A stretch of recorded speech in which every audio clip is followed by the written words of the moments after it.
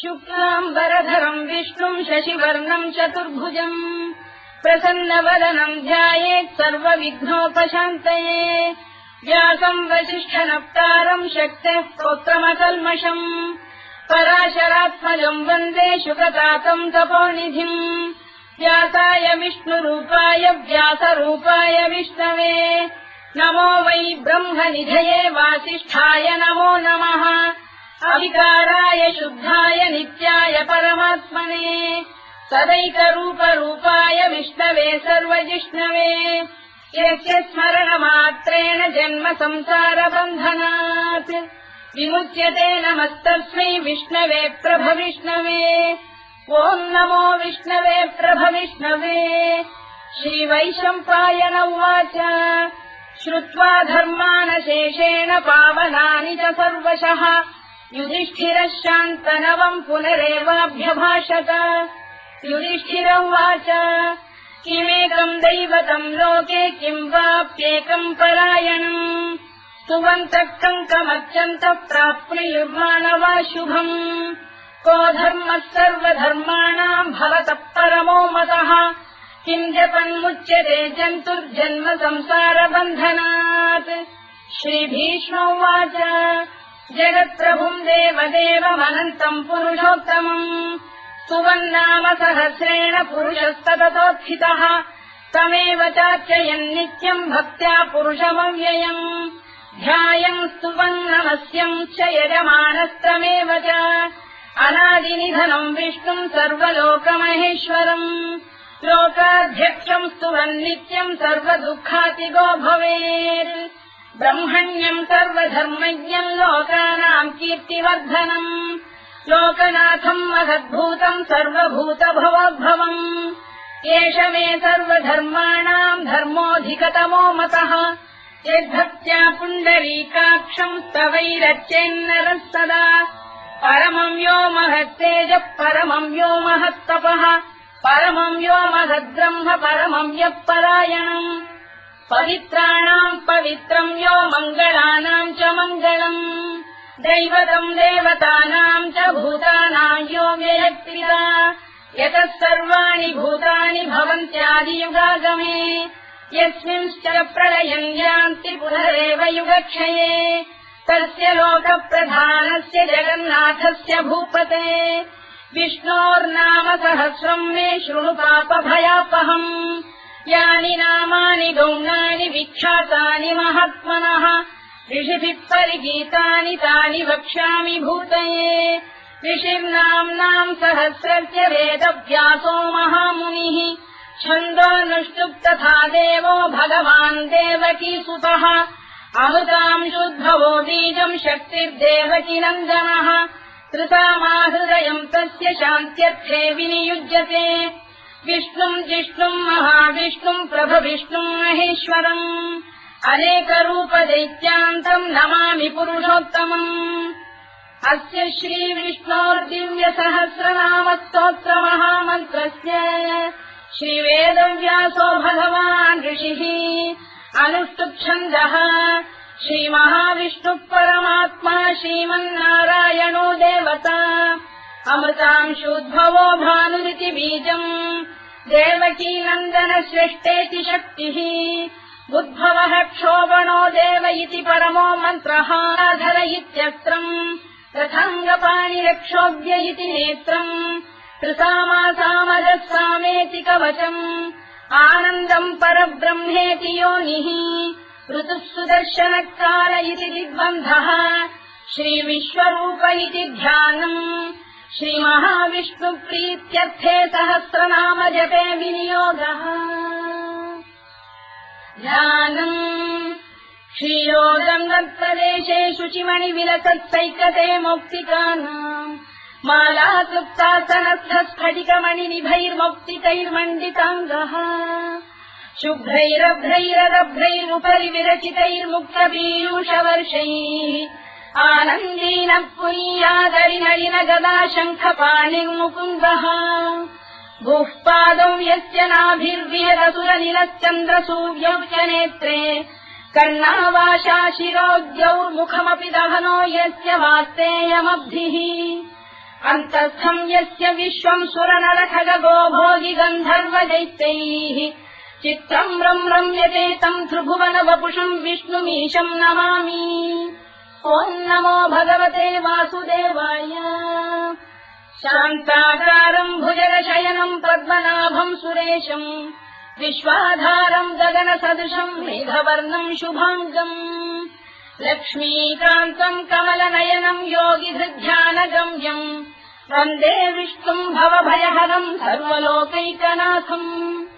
मेघश्यामम् पीतकौशेयवासम् श्रीवत्साङ्कम् कौस्तुभोद्भासिताङ्गम् पुण्योपेतम् पुण्डरीकायताक्षम् विष्णुम् वन्दे सर्वलोकैकनाथम् नमः समस्तभूतानामादिभूताय भूभृते अनेकरूपरूपाय विष्णवे प्रभविष्णवे सशङ्खचक्रम् सकिरीटकुण्डलम् सपीतवस्त्रम् सरसीरुहेक्षणम् सहारवक्षस्थलशोभिकौस्तुभम् नमामि विष्णुम् शिरसा चतुर्भुजम् छायायाम् पारिजातस्य हेमसिंहासनोपरि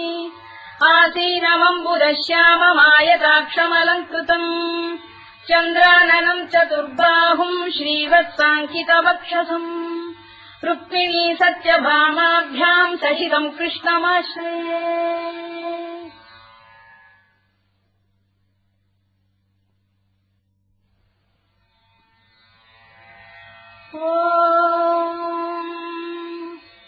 विश्वम् विष्णुर्वशत्कारो भूतभव्य भवत्प्रभुः भूतभृद्भावो भूतात्मा भूतभावनः भूतात्मा परमात्मा च मुक्तानाम् परमागतिः अव्ययः पुरुषः साक्षी क्षेत्रज्ञोऽक्षर एव च योगो योगविदाम् नेता प्रधानपुरुषेश्वरः नारसिंहवपुः श्रीमान् केशवः पुरुषोत्तमः सर्वः शिवस्थाणुर्भूतादिर्निधिरव्ययः सम्भवो भावनो भक्ता प्रभवः प्रभुरीश्वरः स्वयम्भूः शम्भुरादित्यः पुष्कराक्षो महास्वनः अनादिनिधनो धाता विधाता धातुरुत्तमः अप्रमेयो ऋषिकेशः पद्मनाभोऽमरप्रभुः विश्वकर्मा मनुस्पष्टा स्थविष्ठस्थविरो ध्रुवः अग्राह्यः शाश्वतः कृष्णो लोहिताक्षप्रदर्दनः प्रभूतस्त्रिकतुर्धाम पवित्रम् मङ्गलम् परम् ईशानप्राणदप्राणो ज्येष्ठः श्रेष्ठः प्रजापतिः हिरण्यगर्भो भूगर्भो माधवो मधुसूदनः ईश्वरो विक्रमी धन्वी मेधावी विक्रमक्रमः अनुत्तमो दुराधर्षः कृतज्ञः कृतिरात्मवान् सुरेशः शरणम् शर्म विश्वरेता प्रजाभवः अधः संवत्सरो व्यालप्रत्ययः सर्वदर्शनः अजः सर्वेश्वरः सिद्धः सिद्धिः सर्वादिरच्युतः वृषाकपिरमेयात्मा सर्वयोगविनिसृतः वसुर्वसुमनः सत्यः समात्मा संविदः समः अमोघः पुण्डरीकाक्षो वृषकर्मा वृषाकृतिः रुद्रो बहुशिरा बभ्रुर्विश्वयोनिः शुचिश्रवाः अमृतः शाश्वतस्थाणुर्वरारोहो महातपाः सर्वगः सर्वविद्वानुर्विश्वरवित्कविः लोकाध्यक्षः सुराध्यक्षो धर्माध्यक्षः कृताकृतः चतुरात्मा चतुर्व्यूहश्चतुर्दंष्टश्चतुर्भुजः भ्राजिष्णुर्भोजनम् भोक्ता सहिष्णुर्जगदादिजः अनभो विजयो जेता विश्वयोनिः पुनर्वसुः उपेन्द्रो वामनः प्रांशुरमोघः शुचिरूर्जितः अतीन्द्रः सङ्ग्रहः सर्गो धृतात्मा नियमो यमः वेद्यो वैद्यः सदा योगी वीरः माधवो मधुः अतीन्द्रियो महामायो महोत्साहो महाबलः महाबुद्धिर्महावीर्यो महाशक्तिर्महाद्युतिः अनिर्देश्य वपुः श्रीमान् अमेयात्मा महादृधृत् महेश्वासो महीभक्तः श्रीनिवासः सताङ्गतिः अनिरुद्धः सुरानन्दो गोविन्दो गोविदाम्पतिः मरीचिर्दमनो हंसः सुपर्णो भुजगोत्तमः हिरण्यनाभः सुतपाः पद्मनाभः प्रजापतिः अमृत्युः सर्वदृक्सिंहः सन्धाता सन्धिमान् स्थिरः अजो दुर्मर्षणः शास्ता विश्रुतात्मा सुरारिः गुरुर्गुरुतमो धाम सत्यः सत्यपराक्रमः निमिषो निमिषस्रग्वी वाचस्पतिरुदारधीः अग्रणी ग्रामणी श्रीमान् न्यायो नेता समीरणः सहस्रमूर्धा विश्वात्मा सहस्राक्षः सहस्रपात् आवर्तनो निवृत्तात्मा संवृतः सम्प्रवर्धनः अधः संवर्तको गन्धिरनिरोधरणीधरः सुप्रसादप्रसन्नात्मा विश्वधृत् विश्वभुग्विभुः सत्कर्ता सत्कृतः साधुर्जन्धुर्नारायणो नरः असङ्ख्येयोऽप्रमेयात्मा विशिष्टः शिष्टकृच्छुचिः सिद्धार्थः सिद्धसङ्कल्पः सिद्धिदः सिद्धिसाधनः वृषाही वृषभो विष्णुर्वृषपर्वा वृषोदरः वर्धनो वर्धमानश्च विविक्तः श्रुतिसागरः सुभुजो दुर्धरो वाग्मी महेन्द्रो वसुदो वसुः नैकरूपो बृहद्रूपः शिपिविष्टप्रकाशनः ओजस्तेजोद्युतिधरः प्रकाशात्मा प्रतापनः वृद्धस्पष्टाक्षरो मन्त्रश्चन्द्रांशुर्भास्करद्युतिः अमृतांशुद्भवो भानुः शशबिन्दुः सुरेश्वरः औषधम् जगतः सेतुः सत्यधर्मपराक्रमः भूतभव्यभवन्नाथः पवनः पावनो नलः कामः कामकृत्कान्तः कामः कामप्रदप्रभुः युगादिकृद्युगावर्तो नैकमायो महाशनः अदृश्यो व्यक्तरूपश्च सहस्रजिदनन्तजित् इष्टो विशिष्टः शिष्टेष्टः शिखण्डी लघुशो वृषः क्रोधः क्रोधकृत्कर्ता विश्वबाहुर्महीधरः अच्युतप्रतिथः प्राणदो वासवानुजः अपाम् निधिरधिष्ठानमप्रमत्तप्रतिष्ठितः स्कन्दः स्कन्दधरो धुर्यो वरदो वायुवाहनः वासुदेवो बृहद्भानुरादिदेवः पुरन्दरः अशोकस्तारणस्तारः शूरः शौरिर्जनेश्वरः अनुकूलश्च तावर्तः पद्मी पद्मनिभेक्षणः पद्मनाभोरविन्दाक्षः पद्मगर्भः शरीरभृत् महर्धिर्वृद्धो वृद्धात्मा महाक्षो गरुडध्वजः अतुलः शरभो भीमः समयज्ञो हविर्हरिः सर्वलक्षणलक्षण्यो लक्ष्मीवान् समितिञ्जयः विक्षरो रोहितो मार्गो हेतुर्दामोदरः सहः महीधरो महाभागो वेगवानमिदाशनः उद्भवः क्षोभणो देवः श्रीगर्भः परमेश्वरः करणम् कारणम् कर्ता विकर्ता गहनो गुहः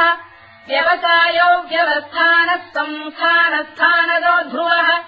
परधिः परमस्पष्टः तुष्टः पुष्टः शुभेक्षणः रामो विरामो विरतो मार्गो नेयोनयोनयः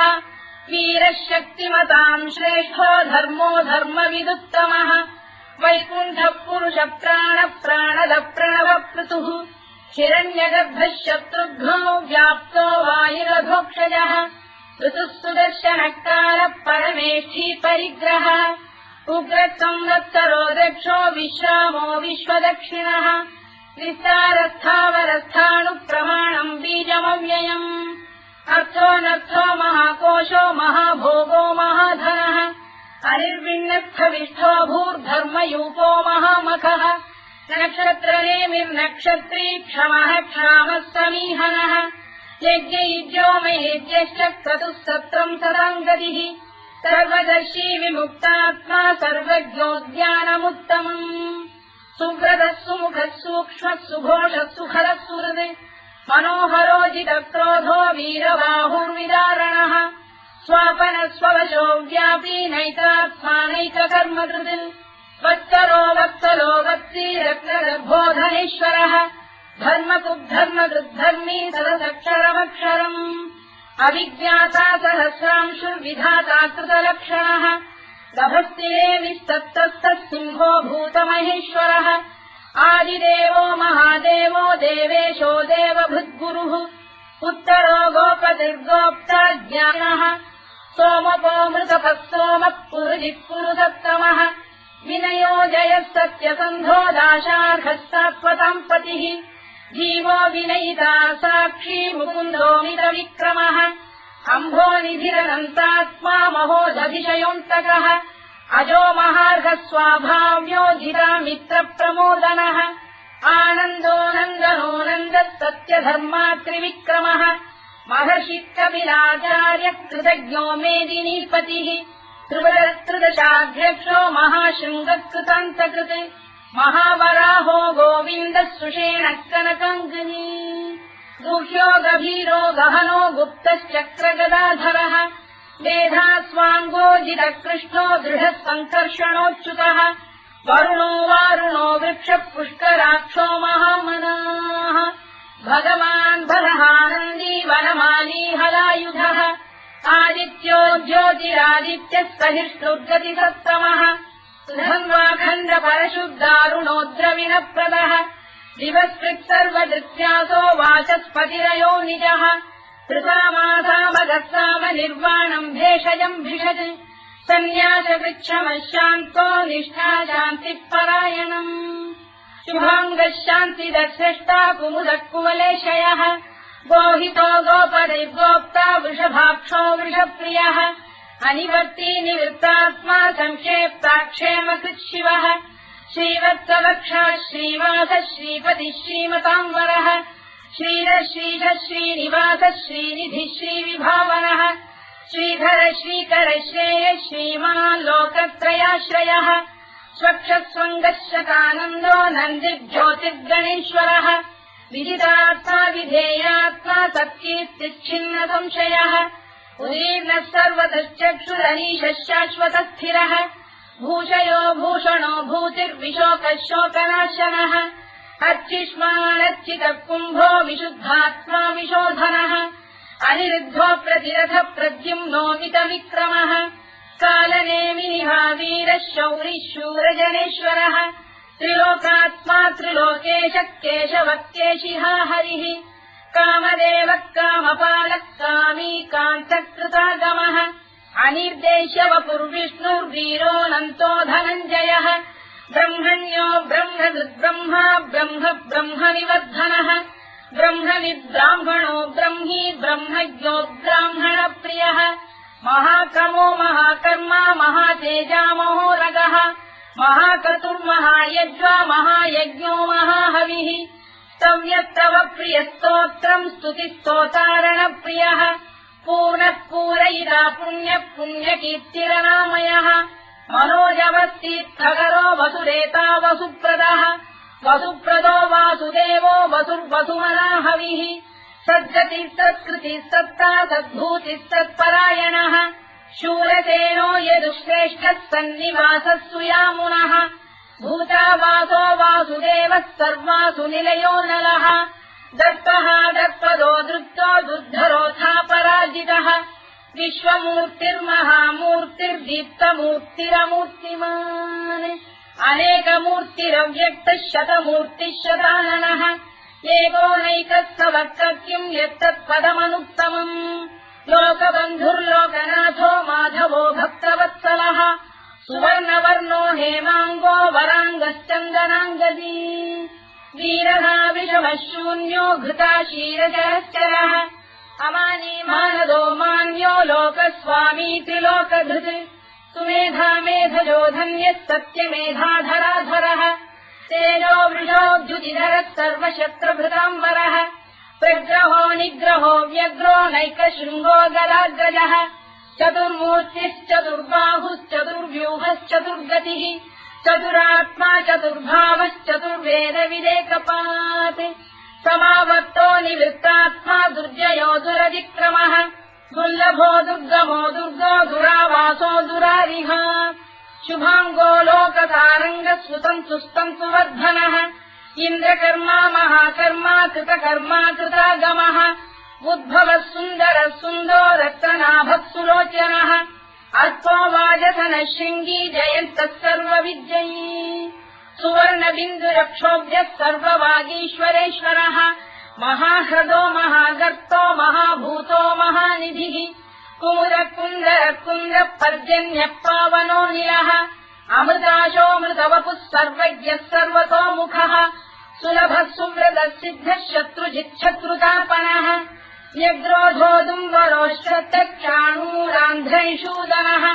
सहस्रार्चिः सप्तजिह्वः सप्तैधाः सप्तवाहनः अमूर्तिरनघोचिन्त्यो भयगृद्भयनाशनः अणुबृहत्कृशस्थूलो गुणधृन्निर्गुणो महान् अधृतस्वधृतस्वास्य प्राग्वंशो वंशवर्धनः भारभृत्कथितो योगी योगीशः सर्वकामदः आश्रमश्रवणः क्षामः सुपर्णो वायुवाहनः धनुर्धरो धनुर्वेदो दण्डो दमयिता दमः अपराजितः सर्वसहो नियन्ता नियमो यमः सत्त्ववान् सात्विकः सत्यः सत्यधर्मपरायणः अभिप्रायप्रियार्होः प्रियकृत्प्रीतिवर्धनः विधायतगतिर्ज्योतिः सुरुचित्कुतभुक्विभुः रविर्विरोचनः सूर्यः कवितारविलोचनः अनन्तो हुतबुद्भोक्ता सुखदो नैकजोऽग्रजः अनिर्विण्णः सदामर्षी लोकाधिष्ठानमद्भुतः सनातनतमः कपिलः कपिरव्ययः स्वस्तिदः स्वस्तिकृत् स्वस्ति स्वस्तिभुक् स्वस्ति दक्षिणः अरौद्रः कुण्डलीचक्री विक्रम्यूर्जितशासनः शब्दातिकः शब्दसः शिशिरः शर्वरीकरः अक्रूरप्रेषलो दक्षो दक्षिणः क्षमिणाम्बरः विद्वत्तमो वीतभयः पुण्यश्रवणकीर्तनः उत्तारणो दुष्कृतिः पुण्यो दुःस्वप्ननाशनः वीरः रक्षणः सन्तो जीवनः पर्यवस्थितः अनन्तरूपोऽनन्तश्रीर्जितमन्युर्भयापहः चतुरश्रो गभीरात्मा विदिशो व्यादिशो दिशः अनाधिर्भूर्भुवो लक्ष्मी सुवीरो रुचिराङ्गदः जननो जनजन्मादिर्भीमो भीमपराक्रमः आधारनिलयो धाता पुष्पहासप्रजागरः ऊर्ध्वरः सत्त्वथाचार प्राणः प्रणवप्रणः प्रमाणम् प्राणनिलय प्राणभृत्प्राणजीवनः तत्त्वम् तत्त्वविदेकात्मा जन्ममृत्युजरातिगः भूर्भुवः स्वस्तरुस्तारः सविता प्रपितामहः यज्ञो यज्ञपतिर्यज्वा यज्ञाङ्गो यज्ञवाहनः यज्ञभृद्यज्ञकृद्यज्ञी यज्ञभुक्यज्ञसाधनः यज्ञान्तकृद्यज्ञगुह्यमन्नमन्नाद एव च आत्मयोनिः स्वयम् जातो वैखानः सामगायनः देवकीनन्दनः स्रष्टा क्षितीशः पापनाशनः शङ्खबृन्नन्दकी चक्रीशाङ्गधन्वा गदाधरः तथाङ्गपाणिरक्षोभ्यः सर्वप्रहरणायुधः सर्वप्रहरणायुध ओम् नम इति परमाली गरीशाङ्गी शङ्खी चक्री च नन्दकी श्रीमान्नारायणो विष्णुर्वासुदेवोऽभिरक्षतु वनमाली गरीशाङ्गी शङ्खी चक्री च नन्दकी श्रीमान्नारायणो विष्णुर्वासुदेवोऽभिरक्षतु वनमाली गरीशाङ्गी शङ्खी चक्री च नन्दकी श्रीमान्नारायणो विष्णुर्वासुदेवोऽभिरक्षतु इतीदम् कीर्तनीयस्य केशवस्य महात्मनः नाम्नाम् सहस्रम् दिव्यानामशेषेण प्रकीर्तितम् य इदम् शृणुयाम् नित्यम् यश्चापि परिकीर्तयेत् नाशुभम् प्राप्नुयात् किञ्चित् सोमुत्रेह च मानवः वेदान्तको ब्राह्मणस्य क्षत्रियो विजयी भवेत् वैश्यो धनसमृद्धस्य क्षुद्रः सुखमवाप्नुयात् धर्मार्थी प्राप्नुयात् धर्ममर्थार्थी चार्थमाप्नुयात् कामानवाप्नुयात् कामी प्रजार्थी चाप्नुयात् प्रजाम् भक्तिमान् यः सदोत्थाय शुचिस्तद्धतमानसः सहस्रम् वासुदेवस्य नाम्नामेतत्र कीर्तयेत् यशः प्राप्नोति विपुलम् याति प्राधान्यमेव च अचलाम् श्रियमाप्नोति श्रेयः प्राप्नोत्यनुत्तमम् न भयम् क्वचिदाप्नोति वीर्यम् तेजश्च विन्दति भवत्य रोगोद्युतिमान् बलरूपगुणान्वितः रोगात्तो मुच्यते रोगात् बद्धो मुच्येत बन्धनात् भयान्मुच्येत भीतस्तु मुच्येतापन्न आपदः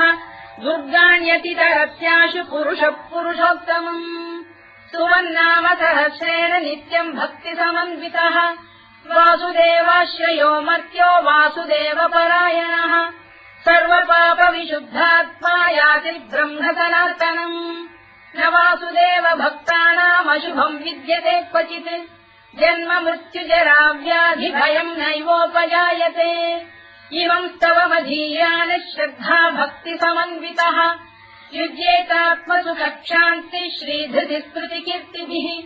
न क्रोधो न च मात्सर्यम् न लोभो न शुभामतिः भवन्ति कृतपुण्यानाम् भक्तानाम् पुरुषोत्तमे द्यौस्तचन्द्रास्तनक्षत्राखम् दिशो भूर्महो दधिः वासुदेवस्य वीर्येण विधृतानि महात्मनः ससुरासुरगन्धर्वम् स यक्षोरगराक्षसम् जगत्वशे वत्ततेदम् कृष्णस्य सचराचरम् इन्द्रियाणि मनो बुद्धिः सत्त्वम् तेजोबलम् धृतिः वासुदेवात्मकान्याहुः क्षेत्रम् क्षेत्रज्ञ एव च सर्वागमानामाचार प्रथमम् परिकल्पते आचारप्रभवो धर्मो धर्मस्य प्रभुरच्युतः ऋषयपितरो देवा महाभूतानि धातवः जङ्गमाजङ्गमम् चेदम् जगन्नारायणोद्भवम् योगो ज्ञानम् तथा साङ्ख्यम् विद्या शिल्पादिकर्म च वेदाः शास्त्राणि विज्ञानमेतत् सर्वम् जनार्दनात् एको विष्णुर्महद्भूतम् पृथग्भूतान्यनेकशः त्रीन् लोकान् व्याप्य भूतात्मा भुङ्क्ते विश्वभुवव्ययः इमम् स्तवम् भगवतो विष्णो व्यासेन कीर्तितम् पठेद्य इच्छेत् पुरुषः श्रेयत् प्राप्तुम् सुखानि च विश्वेश्वरमजम् देवम् जगतः प्रभुमव्ययम् भजन्ति ये पुष्कराक्षम् न ते यान्ति पराभवम् न ते यान्ति पराभवम् ओन्नम इति अर्जुनोवाच पद्मपत्रविशालाक्ष पद्मनाभसुरोत्तम भक्तानामनुरक्तानाम् त्राता भव जनार्दन श्रीभगवानुवाच यो माम् नाम सहस्रेण स्तोतुमिच्छति पाण्डव सोऽहमेकेन श्लोकेन स्तुत एव न संशयः स्तुत एव न संशयोऽन्नम इति व्यासोवाच वासनाद्वासुदेवस्य वासितम् भुवनत्रयम् सर्वभूतनिवासोऽसि वासुदेव नमोऽस्तु ते वासुदेव नमोऽस्तु ते ओन्नम इति पार्वत्युवाच केनोपायेन लघुना विष्णोर्नाम सहस्रकम्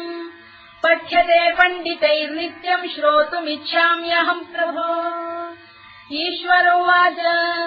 श्रीराम राम रामेति रमे रामे मनोरमे सहस्रनाम तत्तुल्यम् राम नाम वरानने श्रीराम राम रामेति रमे रामे मनोरमे सहस्रनाम तत्तुल्यम् राम नाम वरानने श्रीराम राम रामेति रमे रामे मनोरमे सहस्रनाम तत्तुल्यम् राम नाम वरानने राम नाम वराननमोन्नम इति ब्रह्मोवाच नमोऽस्त्वनन्ताय सहस्रमूर्तये सहस्रपादाक्षि शिरोरुबाहवे सहस्रनाम्ने पुरुषाय शाश्वते सहस्रकोटियुगधारिणे नमः सहस्रकोटियुगधारिणे नमोऽन्नम इति सञ्जय उवाच यत्र योगेश्वर कृष्णो यत्र पार्थो धनुर्धरः तत्र श्रीविजयो भूतिर्ध्रुवानीतिर्मतिर्मम श्रीभगवानुवाच अनन्याश्चिन्तयन्तो मां ये जनाः पर्युपासते तेषाम् नित्याभियुक्तानाम् योगक्षेमम् वहाम्यहम् परित्राणाय साधूनाम् विनाशाय च दुष्कृताम् धर्म संस्थापनार्थाय सम्भवामि युगे युगे आर्ता विषण्णाः शिथिलाश्च भीता घोरेषु च व्याधिषु वर्तमानाः संकीर्त्य नारायण शब्दमात्रम् विमुक्त दुःखाः सुखिनो भवन्तु कायेन वाचा मनसेन्द्रियैर्वा बुद्ध्यात्मना वा प्रकृते स्वभावात् करोमि यद्यत् सकलम् परस्मै नारायणायेति समर्पयामि।